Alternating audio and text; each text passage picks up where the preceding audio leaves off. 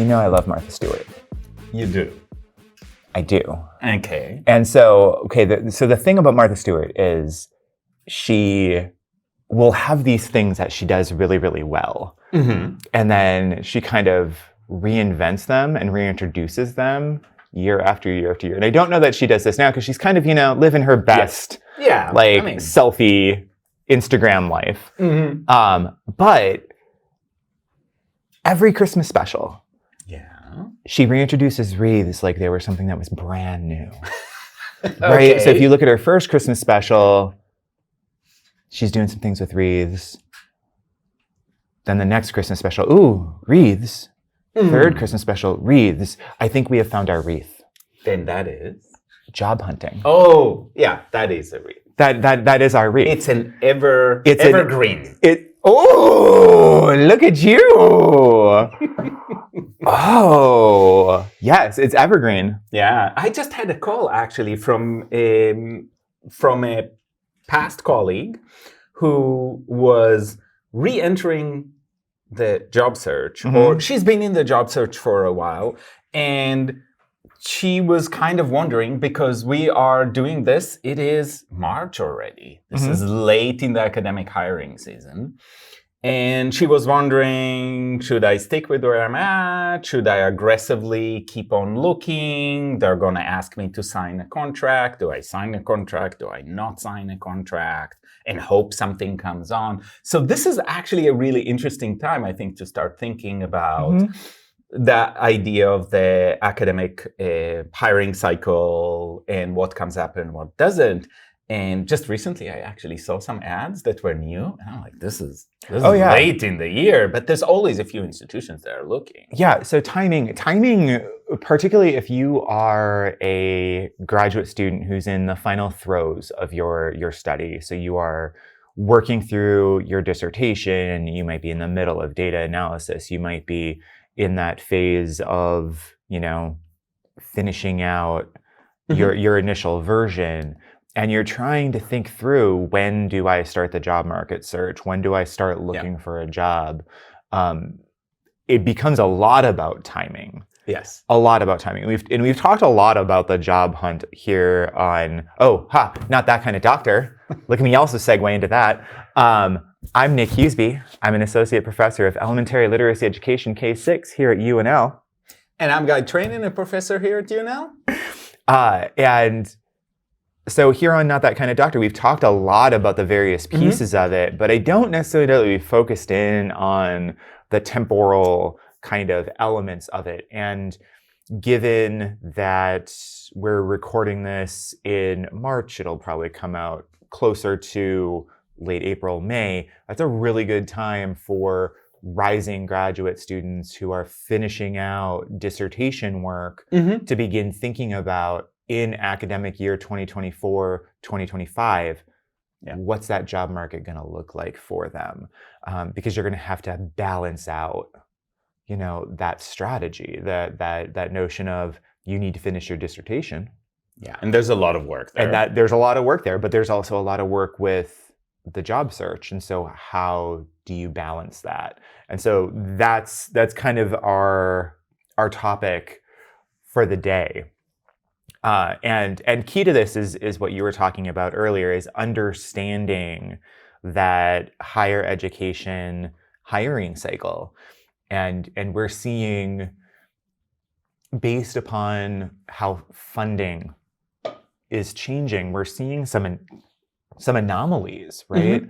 But traditionally, the higher ed hiring cycle has been fairly routine. Talk to me about that. So institutions try to put the ads out early in the fall, as early as possible in some ways, but it always gets into the September, October kind of period. Put the ads out, especially if they're trying to compete for talent, because most institutions are thinking, if I want talent, I want to be out there early. Institutions are also worried about quote-unquote failed searchers, so you don't find the right person and everybody's afraid to lose funding, so they are they want the most amount of time, I would argue, at least that's been my experience here and in a few other places I've worked with. You want the most amount of time to be able to select the best candidates that are out there, or from the best candidates that are out there. And you think, if I'm out early, I'm much more likely to capture everybody. If I'm waiting for March, then many of the people who were available at the beginning of the year will not be there and my pool will be diminished. Mm-hmm. Is it still possible to hire? Well, they're still hiring. So obviously, yes, but the traditional way was you publish in the fall. Actually, before Zoom, many institutions used conferences to do interviews. So you would go to the conferences, and that's why national conferences were really critical for newly minted PhDs or ones that are going to be graduating that year, because that was the place where you can get a quick screening interview of 15, 20 minutes. And that has gone away because now we have Zoom and people can interview without having to rush through. Because it wasn't great to be at the conference and having to interview candidates, because they're like, I came here to be at the conference, not to hire people. So that's always a little bit of a challenge. But those are the main things that I'm thinking about. It seems to have stretched. And so I think that the change has been that we're seeing more hiring later in the season when suddenly, or because of budget difficulties, finally the money is released, so suddenly an organization is hiring. There's always been the people who decided to retire, and they're finally, the money is released because there's a letter, and therefore an institution is saying, hey, if we can get somebody this year, that'll be great. And I think that's happening more. Again, I think technology is helping in that way. Well, and so what I'm hearing you say is like the you're going to start seeing postings for the following academic year starting in, I mean, I've been seeing them as early as July. Yes. Right? With kind of mid-October-ish deadlines for things. That tends to be when I start seeing materials due, as I was doing some background research for talking about this. And starting like mid-October, moving into early-ish November. And the thing that becomes important for graduate students who are working on their dissertations is thinking about, one, the amount of time that it's going to take for you to apply to these jobs, right? And if you are, it's kind of this balancing act, because if you are a doctoral student who does not have your dissertation finished yet, there's going to be increased scrutiny around, are you going to be done by the time your contract with that new institution starts, if you get hired, versus so you're going to have to be able to talk to what kind of progress you've made. They're going to want us to talk to your advisor. So being prepared for that conversation. Yes. It's not as though you can put off your dissertation in order to engage in the job market. You're going to have to juggle those things and be thinking about, this is the time that I have for this job market. You're going to have to prioritize which ones you are definitely wanting to apply to, which ones you're not. We've done previous episodes on how to read those ads, how to make that happen. Because then when you're on the job market, that's going to take time away from your reading and your writing for your dissertation, right? So planning for that October 15th deadline, or just keeping track of when your deadlines are in tandem with the milestones you've set with your advisor in terms of completion of your dissertation, and plan on losing additional time for those Zoom interviews, and then hopefully campus visits, which can be... And going back to our episode, it's not, the time is not the time, the half an hour you're spending on the Zoom interview. The time is about prepping well.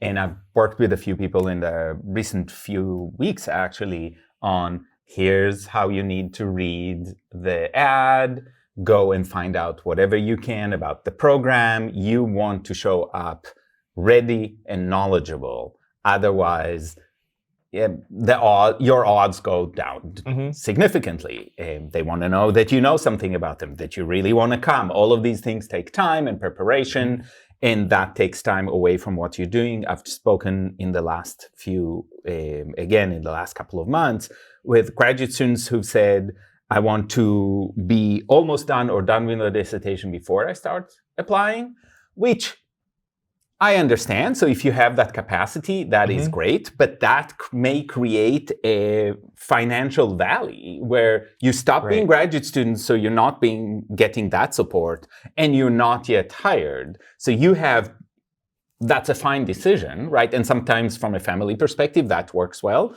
but you've got to be ready for that. And if you don't have the resources, you have to think about, how do I bridge that gap? Because that could be a significant gap, and nobody's promising you a job the following year. Right. A job search is just that. It's a job search. It may end well, and it may need an extra year.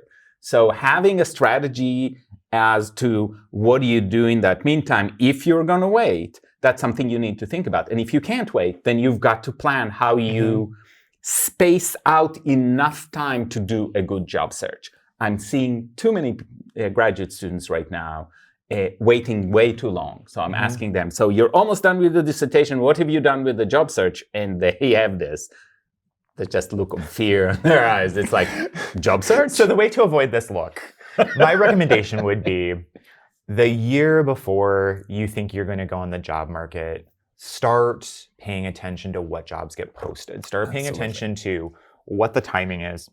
We've focused a lot on fall dates, but there's also this additional wave in spring. And so those we normally start seeing November-ish, late November-ish, January-ish, right? And typically those are institutions where, funding has become available. We're going to do this now. And even late, like I think we had 3 or 4 new postings in literacy just in the last recently. 2 or 3 weeks, which is like, what's going on? But I mean, that's not. I don't think that's necessarily uncommon. As I looked back on. I'm not looking. I swear. I have. I had a cohort last semester last year of grad students who I was like mentoring through the job process, and so I kept track just so I could be like, is this normal? Like, should I be concerned? Right? Because it used to be, if you saw a late posting, what's happening there? And that's not necessarily that's shifting and changing, right? Like that used to be something that you would go, I need to investigate this because why is this getting posted late? But historical data, as I was looking back on, what are you seeing out there? That's been a pretty common shift, like to the point where there were a couple of jobs last year that were posted in May for fall starts. And that was quite unusual. I mean, it's not unusual, but it is quite sudden because that gives you a very limited bandwidth because faculty leave campuses sometime in May for most campuses. So the hiring has to happen like in weeks. So all of that is to say, like, when you're thinking about planning for being on the job market, the majority of your work is going to happen probably early-ish fall semester, early-ish spring semester as you're pulling together materials. Go back and look at our videos on letters of application, diversity statements, so that you have those materials ready and you can adapt them. And then later in those semesters, Zoom interviews and preparing for those, and hopefully campus visits, knowing that there's those 2 big waves, but also don't count that out, right? Like set up I don't recommend checking if you're on the job market. I don't recommend checking every day because that leads to some manic activity. Right? Like, oh my gosh, nothing's but check once a week, see what's there, figure out what are your inclusion criteria or exclusion criteria for jobs that you're applying to that will lessen that sense of, oh, I have to apply to everything. Apply to the ones that you're really interested in. Apply to the ones that feel like they would fit. But keeping in mind that, that first part of the fall semester and that first part of the spring semester, that's going to be the busy material submission time. Yeah. And once you have those ready, it becomes, going back to preparation, once you have those ready, you're tweaking, you're not rewriting everything every time. And so if you have time, if you have a lull, let's say you're collecting data for your dissertation, but now it's summer, you're unlikely, unless you're working on something that can be done in the summer. But if you're collecting data in schools, that's not going to happen. So this is a good time to work on your materials while you're doing other things. But you've got a little bit of a lull. Identify your lulls and work then. I think there are two conversations that must happen. There's the family conversation. Some of us have families that they need to consider. Some of us are unattached, but that is a conversation to have. Where do we want to move? What are the boundaries? Thinking about boundaries, we talked about geographic boundaries. We talked about the kind of institutions, the size of the town, whatever your boundaries are, and your family's boundaries. Have that conversations before you apply. It often has surprising results. I've had graduate students who said, we will never move out of Nebraska. And yes, some people say that. But they were surprised when they had a discussion with their spouse, and suddenly the spouse said, well, isn't that an opportunity? And so there are opportunities out there. Have that conversation. The second conversation you must have about other things as well. Talk to your advisor about your job search. They can help you. They know people, they know what's going on. Actually, the reason I know a lot about what's happening in a few markets, literacy is one of them, technology is another one, is I'm on the listservs and I try to keep my ears open and my eyes open because I want my students to have the opportunities. I want to make sure that anybody, even if they're not here and they're assistant professors or they're doing a postdoc, I want to send the opportunities down their way because they might get a great job out of that. So I listen and I send all of these job postings out. You are very good at that. And thank you. And you want to have, though, a conversation with your advisor because you want to know what they're going to say in that interview, in that reference check. Because if you have not finished, one of the things that all committees will do is they'll check with your advisor and ask, how likely are they to finish by the time they get here? Because many institutions have hired people that were almost done, not quite done, and then 5 years later, they are yet not done. And that is the one thing that institutions do not want to face. Did they make it the 5 years? Because normally the stories I hear, after that mid-year check, they're let go. Yes, because they do not have their terminal some institutions keep them on for a variety of reasons. Some institutions they have to leave. Either way, this is not a good ending for anybody. And the amount of pressure of being a new assistant professor somewhere, or even a postdoc, right? The pressure of having to finish and having a whole new set of responsibilities in a new place can be overwhelming. Just doing the job can be overwhelming the first couple of years. So you don't want to drag your dissertation into it. If you're just doing final edits, it's one thing. If you're really not done, it's going to create a situation. But what I'm saying is, your advisor, while they will probably talk you up and say wonderful things about you, will exactly say where you are in the dissertation process. Well, because they think it's going to help you too. If you're getting a job too early, nobody wins here. Well, and so as we're thinking about strategizing dissertation work and being on the job market, there's a couple of things that I think advanced doctoral students can do in terms of making that progress clear and accessible to everyone. Yeah.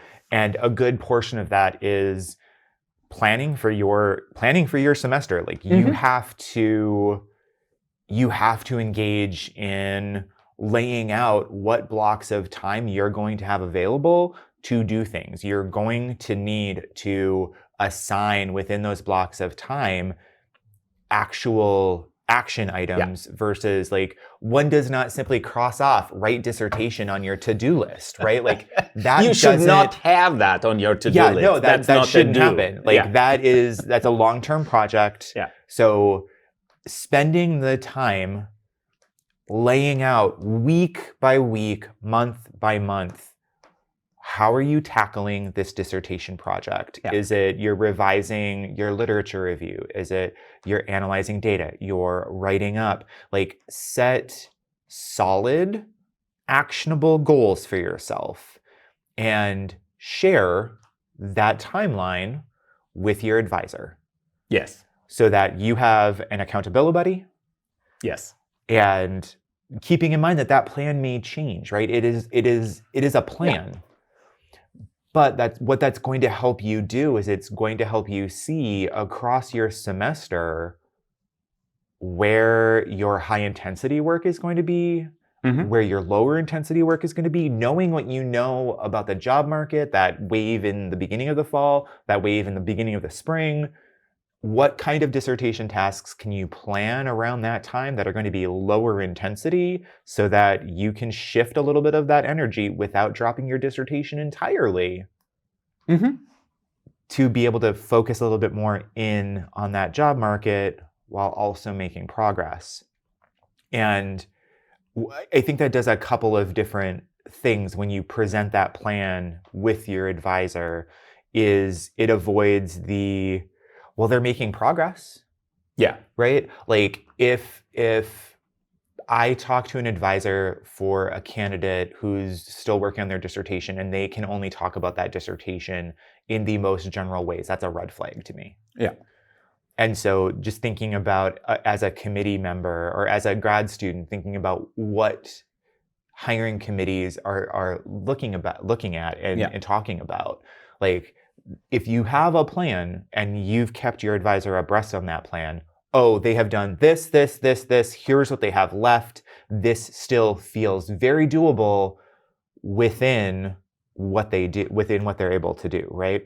And that goes back to something you should do anyway, and that is when you get to the dissertation phase, talk to your advisor on a regular basis. Do not avoid your advisor even if nothing happened or if you got derailed. Talk to your advisor because they want to be up to date. It doesn't need to be a very long conversation, but they can guide you. They have experience. They will tell you you're underestimating, for example, how long it's going to take to get participants or anything else about your plan that you may have not had the experience because they've worked with a number of doctoral students before you. And so they know how long it takes and what usually happens, and they can inject a little bit more reality. You're for sure doing it for the first time. Oh, yeah. The second piece is that your dissertation is important because that may be what you talk about if you give a research talk. It may not. It may be at a phase where you don't have enough to talk about, so you've got to make sure that there's previous research that you were central to that you can talk about, but your dissertation is very likely to be a topic of conversation, and you have to be able to articulate exactly where you are, what are some preliminary findings. Even if you're not done with all of the analysis, you've got to be able to talk through it. And so that's part of the reasons you have to keep moving on your dissertation while you're in the process, because you will be asked about it. Right. No doubt. Right. And I think one of the other important strategies to utilize during this time is you're going to have to set some boundaries around your time. Right. And keeping in mind that I get that folks may have families, folks may have other responsibilities outside of that work, but plan accordingly and set up boundaries for your work time that your family is aware of. Yeah. Right? Like this is time that is necessary for you to complete the work that you need to do in order to go onto the job market, right? There's some stakes here, right? And I often find that one of the biggest hurdles is a lack of boundaries within that work, right? Yes. Like, oh, but I needed to do this. Oh, but I needed to do this. Did you really need to do that at that point in time? Like, and I'm not talking about like, oh, I had to take my kid to the ER. By all means, go do that. Like, go do that. Yes. But, like there's... I think you're talking about don't fall into the trap of being busy. Yes. For the sake of being busy, not considering how much is this contributing to the 3 things I need, or maybe 4, depending of I need to do. I need to take care of my family and myself. Mhm. Definitely. I need to finish my dissertation and I need to find a job. Those are your priorities. Everything else, this might be a good opportunity to say a lot of no's. Mhm. That's my strategy. At that point in time, you're not volunteering, you're not doing extra stuff. If you're a GA and you're working on a project, by all means, do that. Don't do extra. This is not the time for extra. This is the time to say, this is all I can handle right now. Yes, at this Bravely. point, there's so much emphasis on perfectionistic tendencies. See our previous, right? This is the time to worry about being just basic. Mm-hmm. Do not worry about being extra. I feel like too many people are worried about being extra and they don't cover basic. Yeah. And keep in mind that during this point in your career, practice your disappointment tolerance, because when you set boundaries, you're going to disappoint someone. You're either going to disappoint yourself for allowing your boundary to be transgressed, or someone else is going to be disappointed because you're not allowing that boundary to be transgressed. But I find that if you're honest and say, look, I'm working on my dissertation, I'm doing my job duties, and I'm looking for a job, I just can't do this right now. Most people in most situations would understand. They may be disappointed momentarily. Oh, yeah. But they will completely understand. I mean, because it is your future. Right. But what we know about self-perception of disappointment is that oftentimes that other person, exactly as you're saying, is not disappointed for very long, but the perception of disappointment is much deeper and longer. And so build up that tolerance for disappointment, and also acknowledge the fact that by saying no to something, a no is also a yes. Yeah. You're saying no to something extraneous because you're saying yes to finishing your work on time. Yeah. And getting out there on the job market. So set up those boundaries. Set up what's going to be worth your time and what's not going to be worth your time. Given the goals that you have, what is your standard of care for all of those areas of your life is going to be important, right? And I think that checking in with your advisor is one of those strategies.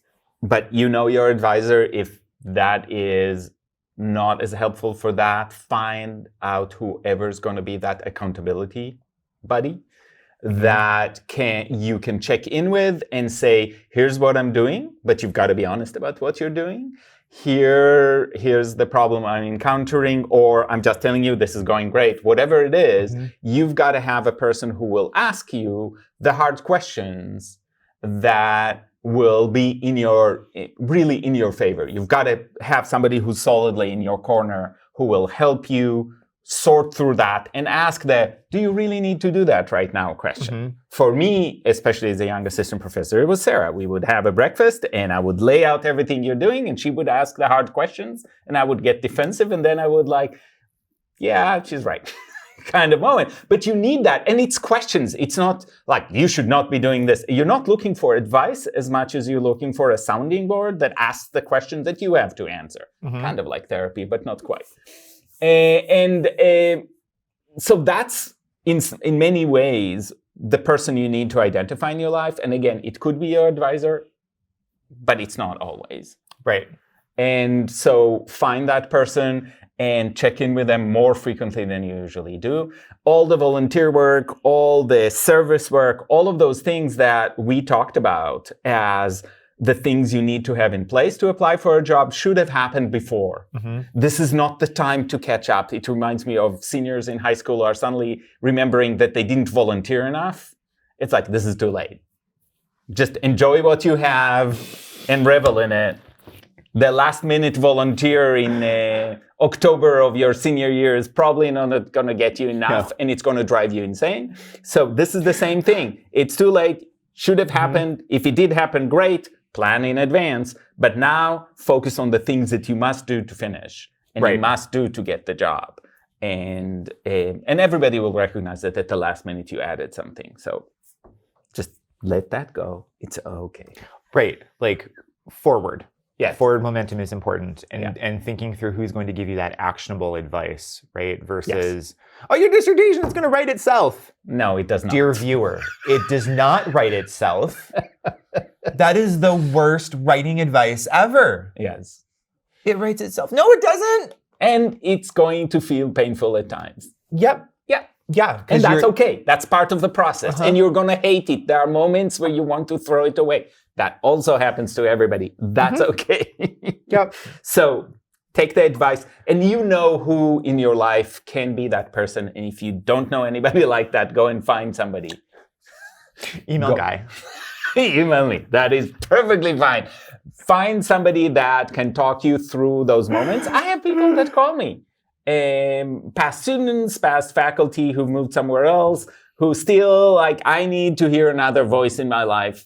And it's nice to hear a voice that doesn't have a stake, that is not the person you're collaborating with or that you're writing with that has an agenda because they want that piece published or whatever it is, or that data collected or whatever it is.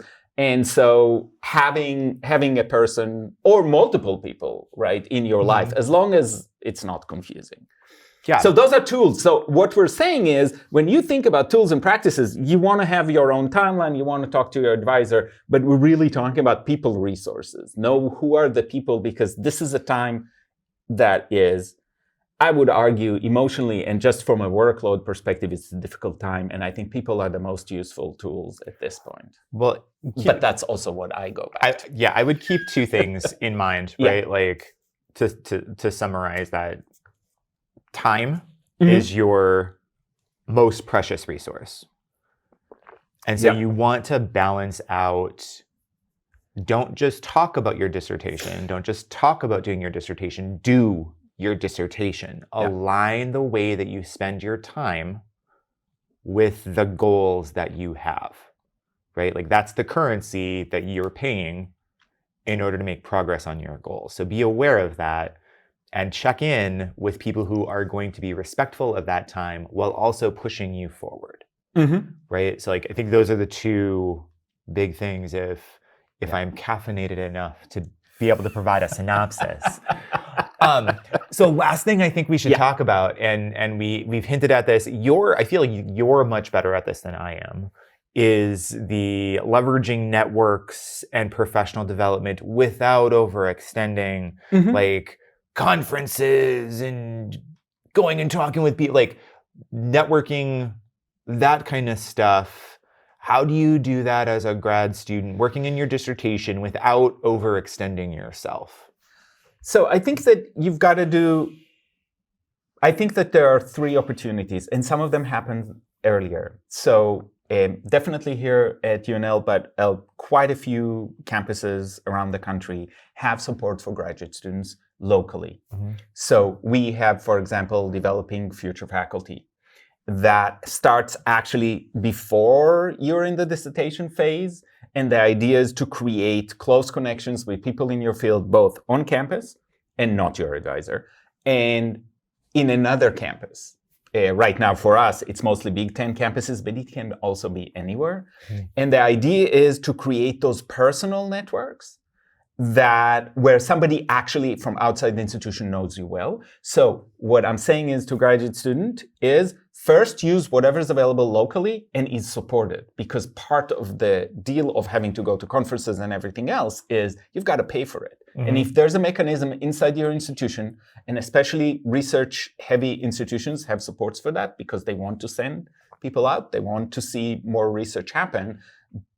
this is an opportunity, so take advantage. Find out what your graduate school, graduate college, whatever graduate division, whatever the title is, what are they offering as a career development? Because they're going to pay for it, and they can leverage their relationship to help you, which is huge because you're just a graduate student and you may or may not go. With conferences, my assumption is that a graduate student goes to preferably 2 conferences a year if you can afford it, and if there's enough support, 1 in the fall, 1 in the spring. It's an opportunity. You want to try and present something with or without your advisor. Being a lead presenter is a little bit better because it gives you visibility. I actually love poster sessions. You do. You love a good poster session. Because you can have conversations, both as the person presenting, but also as the person visiting. Because that poster session invites a personal conversation. You can find the people you want to talk to and go and talk to them about their work and mention your work very naturally in a structured opportunity where they are in some ways captives because they're standing next to the posters. They got to talk to the people around them. And so it's an opportunity to have lovely conversations. I love those, but no more, I would argue no more than 2. First of all, as graduate students, most of us have taken the vow of poverty, so we can't afford much. And even with support, conferences have gotten really expensive and travel is more expensive than ever. And so you want to consider that. And also that it has somewhat limited utility. That is, you may meet some good people, but there are a lot of people at conferences. I actually highly recommend choose the smaller conferences that are very targeted on the group of people you're interested in. So for example, AERA, I love AERA. It's a great conference. Yeah, we've had this discussion. Enormous. And finding the people you want to talk to can be very difficult unless you're very targeted and there's a special interest group in your area, then there's an opportunity. But if you're looking for example, literacy, I would say probably not your best bet. No, and even like the if you're in literacy, like the big NCTE conference or the ILA conference, those are also really large. Yes, they are. But they have smaller conferences. So like the Assembly of Research in NCTE is a much smaller, more intimate, work-based conference that the function of that is slightly different. So like when you're looking for conferences in that final push toward finishing your dissertation, there are works in progress conferences. Yes. And those are particularly helpful in that point in time because they'll ask you to bring, some of them ask you to bring a sticky wicket from what you are working with and provide an actual space to work through that. And so and for me, that was particularly helpful thinking about that final push. Yeah, and again, the smaller opportunities, even if it's within a larger conference, is important because at that point you want to talk about the work you're doing and you want to talk about people that can give you useful feedback. So yes, exactly. Rely on that as much as you can. These are opportunities. But again, with the decline of interviews at conferences, it is somewhat less important than it ever was. You still want to be visible. There might be opportunities there. Again, I think that whatever your local university is offering will be critically important. And also thinking geographically. If you're limited geographically, that might actually open up regional conferences as a way to get the people who are working in your area that you're looking at. I'm a huge fan of not limiting yourself. I'm a huge fan of trying to have, if you're going out into the job market and you're young enough, to opening up to as many opportunities as possible instead of closing yourself up and saying, only this job at this university. I mentioned that I had a student who has done that and eventually did not get that job. So you want to have a wide net, opportunities that might surprise you, places you don't know, opportunities that you wouldn't know were there if you weren't open to them is still worth thinking about. Yeah, cast as wide a net as possible if you can, within reason, right? And then also beyond conferences, just let folks know that you're looking. Yeah. Right? If you are on the job market, let people know what kind of jobs you're looking for. And so when something comes across, they'll email. Like I remember when I was on the job market the first time finishing up my dissertation, several people calling me and saying, this isn't posted yet, but it's coming, be prepared. We would love to see your application because we know you're looking. Yeah. And these were people who, I had met them briefly, we had emailed back and forth, et cetera, et cetera. Like academia is small. They want good people in their position. Exactly. So if you build up that reputation to an extent, right? Like people will work to get that done. And think about, because networking is a difficult task. And some of us are more introverts, some of us are extroverts at the right or wrong moments. So know who you are and work up a strategy of how to network given your own, how confident you are in those moments, and create the situations around that and practice how to do that. Because especially as somebody who does not speak English as a first language and watching our international students as they are going out and looking for jobs, it's harder, I think, to network when you don't feel confident suddenly in a social situation or a semi-social situation, like some kind of a cocktail hour without drinks mostly, but some kind of one of those conference events where there is an opportunity to talk without an anchor like a poster. I mean, a poster, I love the posters partially because it gives you something to talk about. Wait, do you love the posters? Yes, I'm unclear about your feelings about the posters. More posters, everybody. Okay. But it does give you the opportunity to have something to talk about. And suddenly when it's social, it's this space where boundaries are a little bit harder. And that just creates that added difficulty. So have a strategy. If you are going and the idea is I'm going to this conference not just to present, but actually to interact, you have to think about what are your strategies for interacting, what are your strengths, what are the things you're not sure how to do, and ask other graduate students and definitely faculty, how do you do this? Because they may have great suggestions. And maybe that's something we need to talk about at another episode. Add it to the list. About networking. Yes. Add it to the list. All right. So if you've made it this far, congratulations. You are at the point where you are trying to figure out how to finish up your dissertation as well as be on the job market. Keep in mind that there are particular ebbs and flows to the ways that the higher education job market works. Think through that early fall semester, early spring semester. The two biggest resources that you are going to be able to use during this time are going to be your time and planning for that time and aligning that time with what you want to get done, and the people that you're surrounding yourself who are going to help give you motivation to push forward and advice that's going to move your dissertation and your job market search forward, and thinking through strategic marketing of yourself, strategic networking. It's a lot, but it's doable. Yes, it is doable as long as you focus and limit outside distractions. But it does, yes, you have to limit your distractions. It's doable. It just feels like a lot, and it is. It does eventually end, right? Yes. So you will get a job. Right. Like, hopefully. You will get a job. You will get a job.